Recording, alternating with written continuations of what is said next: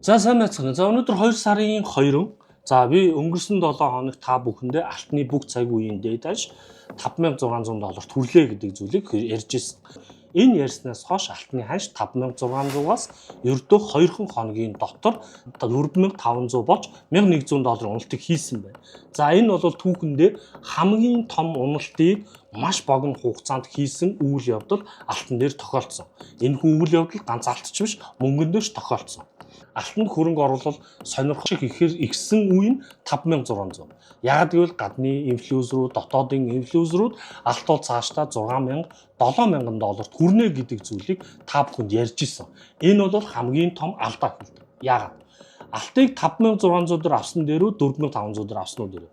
Бүх цагийн ханшаагаад үзвэл 4500-аас өссөн ч өсөлт, 5600-аар өссөн ч өсөлт хിവэрэ. Гэхдээ та 4500-аар авч 6000 дээр заруул энэ ашиг. Тэгвэл та яах ёстой? Хөрөнгө оруулалт хийх гэж байгаа бол үн өндөр байхад нь биш, үн унсан үед нь сонирхоороо тэгвэл яг одоо энэ боломж нь ахаад ирж биш үү? Танд боломж байна.